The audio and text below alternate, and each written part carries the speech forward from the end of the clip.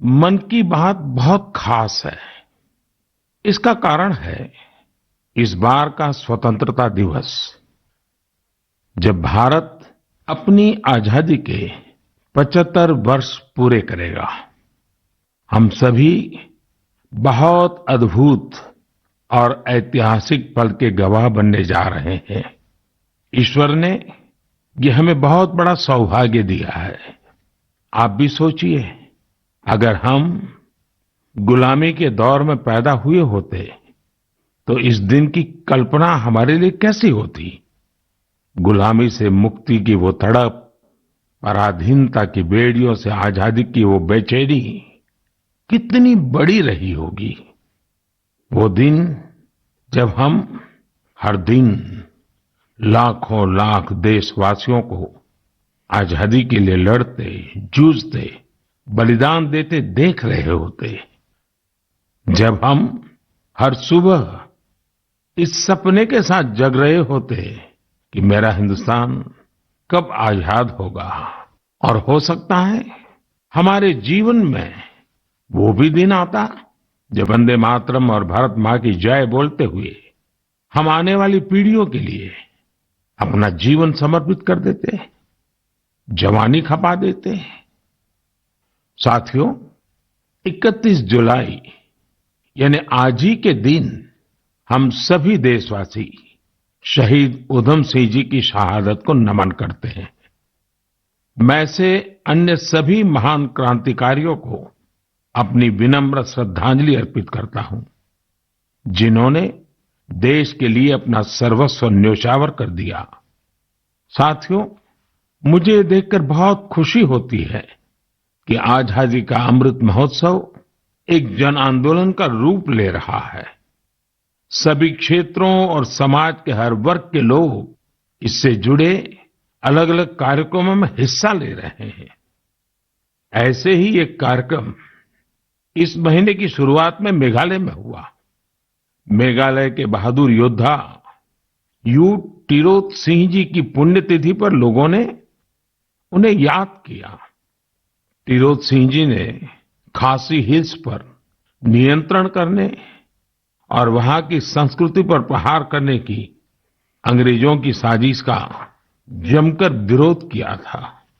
इस कार्यक्रम में बहुत सारे कलाकारों ने सुंदर प्रस्तुतियां दी, इतिहास को जिंदा कर दिया। इसमें एक कार्निवल का आयोजन भी किया गया, जिसमें मेघालय की महान संस्कृति को बड़े ही खूबसूरत तरीके से दर्शाया गया। अब से कुछ हफ्ते पहले कर्नाटका में अमृता भारती कन्नडार्थी नाम का एक अनूठा अभियान भी चलाया गया। इसमें राज्य की 75 जगहों पर आजादी के अमृत महोत्सव से जुड़े बड़े भव्य कार्यक्रम आयोजित किए गए। इनमें कर्नाटका के महान स्वतंत्रता सेनानियों को याद करने के साथ ही स्थानीय साहित्यिक उपलब्धियों को भी सामने लाने की कोशिश की गई। साथियों, इसी जुलाई में एक बहुत ही रोचक प्रयास हुआ है, जिसका नाम है आजादी की रेलगाड़ी और रेलवे स्टेशन। इस प्रयास का लक्ष्य है कि लोग आजादी की लड़ाई में भारतीय रेल की भूमिका को जानें। देश में अनेक ऐसे रेलवे स्टेशन हैं जो स्वतंत्रता आंदोलन के इतिहास से जुड़े हैं। आप भी इन रेलवे स्टेशनों के बारे में जानकर हैरान होंगे। झारखंड के गोमो जंक्शन को अब आधिकारिक रूप से नेताजी सुभाष चंद्र बोस जंक्शन गोमो के नाम से जाना जाता है। जानते हैं क्यों? दरअसल इसी स्टेशन पर कालका मेल में सवार होकर नेताजी सुभाष ब्रिटिश अफसरों को चकमा देने में सफल रहे थे। आप सभी ने लखनऊ के पास काकोरी रेलवे स्टेशन का नाम भी जरूर सुना होगा। इस स्टेशन के साथ राम प्रसाद बिस्मिल और अशफाक उल्लाह खान जैसे जाबाजों का नाम जुड़ा है। यहां ट्रेन से जा रहे अंग्रेजों के खजाने को लूटकर वीर क्रांतिकारियों ने अंग्रेजों को अपनी ताकत का परिचय करा दिया था। आप जब कभी तमिलनाडु के लोगों से बात करेंगे तो आपको थूथुकुडी जिले के वांची मणियाच्ची जंक्शन के बारे में जानने को मिलेगा। ये स्टेशन तमिल स्वतंत्रता सेनानी वांची नाथन जी के नाम पर है। ये वही स्थान है जहां 25 साल के युवा वांची ने ब्रिटिश कलेक्टर को उसके किए की सजा दी थी। साथियों, ये लिस्ट काफी लंबी है। देश भर के 24 राज्यों में फैले ऐसे 75 रेलवे स्टेशनों की पहचान की गई है। इन 75 स्टेशन को बहुत ही खूबसूरती से सजाया जा रहा है। इनमें कई तरह के कार्यक्रमों का भी आयोजन हो रहा है। आपको भी समय निकालकर अपने पास के ऐसे ऐतिहासिक स्टेशन पर जरूर जाना चाहिए। आपको स्वतंत्रता आंदोलन के ऐसे इतिहास के बारे में विस्तार से पता चलेगा जिनसे आप अनजान रहे हैं।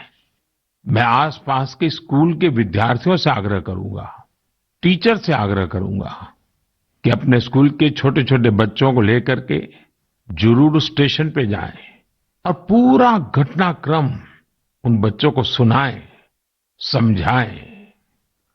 मेरे प्यारे देशवासियों, आजादी के अमृत महोत्सव के तहत 13 से 15 अगस्त तक एक स्पेशल मूवमेंट हर घर तिरंगा का आयोजन किया जा रहा है। इस मूवमेंट का हिस्सा बनकर 13 से 15 अगस्त तक आप अपने घर पर तिरंगा जरूर फहराएं या उसे अपने घर पर लगाएं। तिरंगा हमें जोड़ता है, हमें देश के लिए कुछ करने के लिए प्रेरित करता है। मेरा एक सुझाव ये भी है कि 2 अगस्त से 15 अगस्त तक हम सभी अपनी सोशल मीडिया प्रोफाइल पिक्चर में तिरंगा लगा सकते हैं। वैसे क्या आप जानते हैं, 2 अगस्त का हमारे तिरंगे से एक विशेष संबंध भी है। इसी दिन पिंगली वेंकैया जी की जन्म जयंती होती है, जिन्होंने हमारे राष्ट्रीय ध्वज को डिजाइन किया था। मैं उन्हें आदरपूर्वक श्रद्धांजलि अर्पित करता हूं। अपने राष्ट्रीय ध्वज के बारे में बात करते हुए मैं महान क्रांतिकारी मैडम कामा को भी याद करूंगा। तिरंगे को आकार देने में उनकी भूमिका बेहद महत्वपूर्ण रही है। साथियों, आजादी के अमृत महोत्सव में हो रहे इन सारे आयोजनों का सबसे बड़ा संदेश यही है कि हम सभी देशवासी अपने कर्तव्य का पूरी निष्ठा से पालन करें। तभी हम उन अनगिनत स्वतंत्रता सेनानियों का सपना पूरा कर पाएंगे, उनके सपनों का भारत बना पाएंगे। इसलिए हमारे अगले 25 साल का यह अमृतकाल हर देशवासी के लिए कर्तव्य काल की तरह है। देश को आजाद कराने हमारे वीर सेनानी हमें ये जिम्मेदारी देकर गए हैं और हमें इसे पूरी तरह निभाना है। मेरे प्यारे देशवासियों, कोरोना के खिलाफ हम देशवासियों की लड़ाई अब भी जारी है। पूरी दुनिया आज भी जूझ रही है। होलिस्टिक हेल्थ केयर में लोगों की बढ़ती रुचि ने इसमें सभी की बहुत मदद की है। हम सभी जानते हैं कि इसमें भारतीय पारंपरिक पद्धतियां कितनी उपयोगी हैं। कोरोना के खिलाफ लड़ाई में आयुष ने तो वैश्विक स्तर पर अहम भूमिका निभाई है। दुनिया भर में आयुर्वेद और भारतीय औषधियों के प्रति आकर्षण बढ़ रहा है। ये एक बड़ी वजह है कि आयुष एक्सपोर्ट में रिकॉर्ड तेजी आई है और ये भी बहुत सुखद है कि इस क्षेत्र में कई नए स्टार्टअप्स भी सामने आ रहे हैं।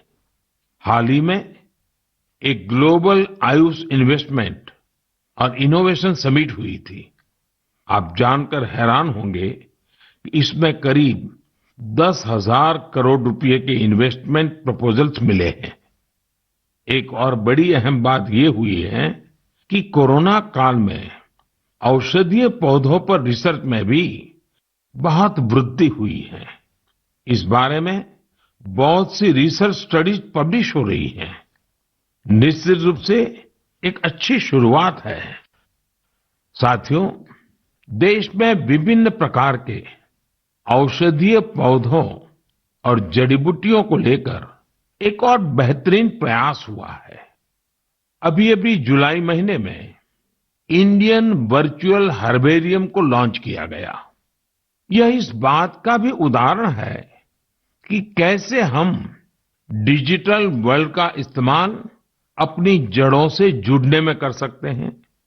Indian virtual herbarium preserve plants या प्लांट पार्ट्स की डिजिटल इमेजेस का एक रोचक संग्रह है, जो कि वेब पर फ्रीली अवेलेबल है। इस वर्चुअल हर्बेरियम पर अभी लाख से अधिक स्पेसिमेंस और उनसे जुड़ी साइंटिफिक इंफॉर्मेशन उपलब्ध है।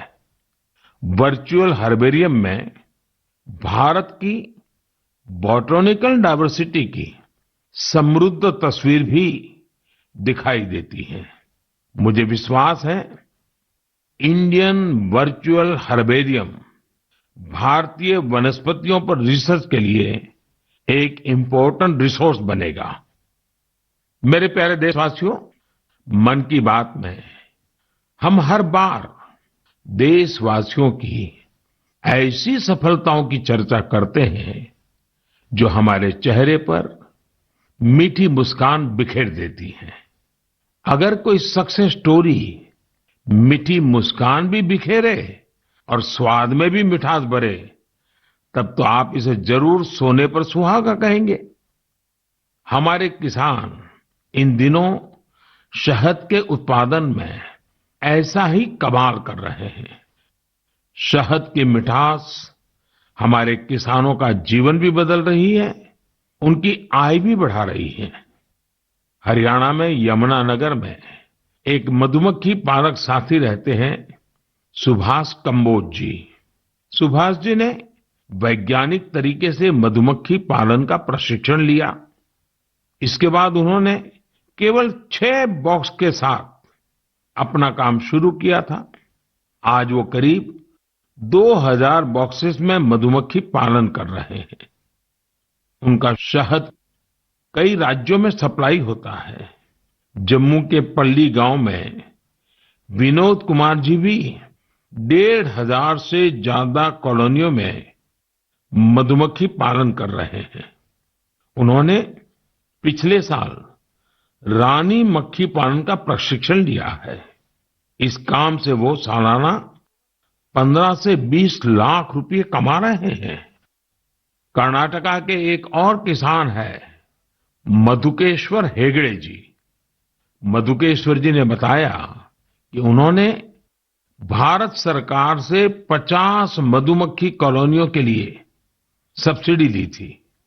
आज उनके पास 800 से ज्यादा कॉलोनियां हैं और वो कई टन शहद बेचते हैं।